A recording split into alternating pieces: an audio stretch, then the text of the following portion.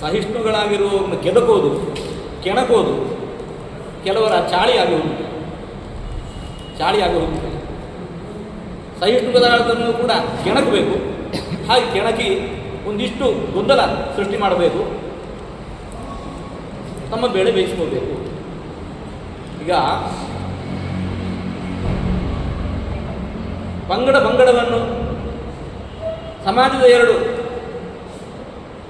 ಪ್ರಮುಖ ಪಂಗಡಗಳನ್ನು ಒಡೆಯೋದು, ಅಲ್ಲಿ ಬೆಂಕಿ ಹಚ್ಚೋದು ಏನು ಕಷ್ಟದ ಕೆಲಸ. ಈಗ ಮಣಿಪುರದಲ್ಲಿ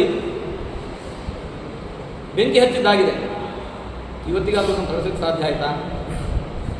ಹಾಗಿರುವಾಗ ರಾಜಕೀಯ ನಾಯಕರು, ಮುಖಂಡರು ಅನ್ನುವಂತಹವರು ಇಂತಹ ಬೇಜವಾಬ್ದಾರಿ ಹೇಳಿಕೆಗಳನ್ನು ಕೊಡ್ತಾರೆ ಅಂತಂದರೆ ಸಮಾಜ ಅಂತವರು ಮೊದಲು ದೂರ ಇಟ್ಟು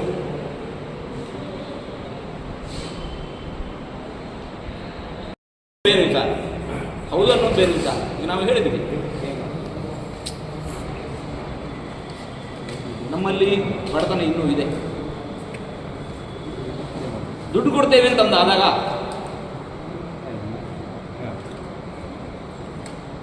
ಇಂತಹ ಸೋಲು, ಮೋಸದ ಸೋಲು ಸಹಜ.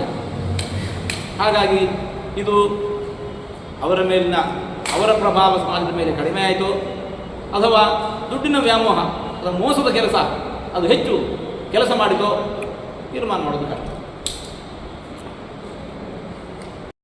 ಸ್ವಾಮಿಗಳು ಓಪನ್ ಆಗಿ ಹೇಳ್ತಾರೆ, ಪತ್ರಿಕೆಯಲ್ಲಿ ತಮ್ಮ ಗಮನಿಸಿರಬೇಕು, ಅದಕ್ಕೂ ರಾಜಕೀಯದಿಂದ ದೂರ ಇರಬೇಕು ಅನ್ನೋ ಅವ್ರಿಗೇನು ಒಂದು ಸಲಹೆ ಇತ್ತು. ಅಥವಾ ನೀವೇ ನಮ್ಮ ಸಮಾಜದವರು ಯಾರಿಗೂ ಡಿಸಿಷನ್ ಆಗಬೇಕು, ಬ್ರಾಹ್ಮಣ ಸಮಾಜಕ್ಕೂ ಡಿಸಿಷನ್ ಕೊಡಬೇಕು ಅಂತ ನಿಮ್ದು ವಾದ ಇದೆಯೋ?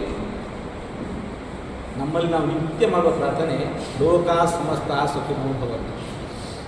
ಆಡಳಿತ ಯಾರ ಕೈಯಲ್ಲೇ ಇರಲಿ, ನ್ಯಾಯೇನ ಮಾರ್ಗೇಣ ಮಹಿಷಾಃ, ನ್ಯಾಯಯುತವಾದ ಮಾರ್ಗದಿಂದ ರಾಜ್ಯವನ್ನು ಆಡಬೇಕು. ಇದು ನಾವು ನಿತ್ಯ ಮಾಡುವಂತಹ ದೇವರಲ್ಲಿ ಮಾಡುವ ಪ್ರಾರ್ಥನೆ. ಇನ್ನು ಜಾತಿ ರಾಜಕೀಯಗಳು ಎಲ್ಲಿ ಪ್ರಾರಂಭ ಆಗುತ್ತೆ, ರಾಜಕೀಯ ಪಕ್ಷಗಳಲ್ಲಿ ಪ್ರಾರಂಭ ಆಯಿತು ಅಥವಾ ಮಠದಲ್ಲಿ ಪ್ರಾರಂಭ ಆಯಿತು, ಎಲ್ಲಿ ಪ್ರಾರಂಭ ಆಯಿತು? ರಾಜಕೀಯ ಪಕ್ಷಗಳು ಜಾತಿಯನ್ನೇ ಪ್ರಧಾನವನ್ನಾಗಿಟ್ಟುಕೊಂಡು ಅಲ್ಲಿ ಹೊರಟಾಗ ಆವಾಗ ಒಂದು ಜಾತಿ ಹಿಡ್ಕೊಂಡು ಹೋದ ಮತ್ತೊಂದು ಜಾತಿಗೆ ಅನ್ಯಾಯ ಆಗೋದು ಸಹಜ. ತಮ್ಮ ಪಂಗಡಗಳಿಗೆ ಅನ್ಯಾಯವಾದಾಗ ಆ ಪಂಗಡಗಳ ಉದ್ಧಾರಕ್ಕೋಸ್ಕರವೇ ಹುಟ್ಟಿಕೊಂಡಿರತಕ್ಕಂತಹ ಸಂಸ್ಥೆಗಳು, ಮಠಾಧಿಪತಿಗಳು ಅದನ್ನು ವಿರೋಧಿಸುವುದು ಸಹಜ. ಮೊದಲು ಅಲ್ಲಿ ಸರಿ ಹೋಗಲಿ, ಎಲ್ಲ ಸರಿ ಹೋಗಲಿ. ಅದನ್ನು ನಾವು ಹೇಳ್ತಾ ಇದ್ದೇವೆ. ರಾಜಕೀಯದಲ್ಲಿಯೇ ಯಾವಾಗ, ರಾಜಕೀಯ ಪಕ್ಷಗಳೇ ಯಾವಾಗ ಜಾತಿಯನ್ನು ಆಧರಿಸಿಕೊಂಡು ಸೀಟು ಕೊಡೋದಾಗಲಿ, ಟಿಕೆಟ್ ಕೊಡೋದಾಗಲಿ, ನಿಗಮ ಮಂಡಳಿಗಳನ್ನ ರಚನೆ ಮಾಡೋದಾಗಲಿ, ಇಂಥದ್ದೆಲ್ಲ ಮಾಡಲಿಕ್ಕೆ ಹೊರಟಾಗ ಹೀಗೆ ಮಾಡೋದು ಸರಿ. ಅದು ಸರಿ ಅಲ್ಲ ಅಂತಾದರೆ ಅದು ಸರಿ. ಮೊದಲು ಅಲ್ಲಿ ಸರಿಯಾಗಲಿ, ಆಮೇಲೆ ಇಲ್ಲೂ ತಾನಾಗಿ ಸರಿಯಾಗಲ್ಲ. ನಾವು ಹಾಕೋದು ನಮ್ಮನ್ನು ಏನು ಹೇಳಿದರು ಅದನ್ನು ಸೋಲಿಸಿ ನಮ್ಮನ್ನು ಗೆಲ್ಲಿಸಿದರೆ ನಾವು ಇಷ್ಟು ಕೊಡ್ತೇವೆ. ಇದು ಮೋಸ ಹೌದಲ್ಲ? ಕೊಟ್ರೆ ಈಗ ಮೋಸದಿಂದ ಒಂದನ್ನು ಯಾರು ಸಾಧನೆ ಮಾಡಿದ್ದನ್ನು ಅದರ ದೊಡ್ಡ ವಿಜಯ, ಅದು ಮತ್ತೊಬ್ಬರಿಗೆ ಅವರಿಗೆ ಇರತಕ್ಕಂಥ ಸೋಲು ಅಂತ ಹೇಗೆ ಭಾವಿಸಲು ಸಾಧ್ಯ?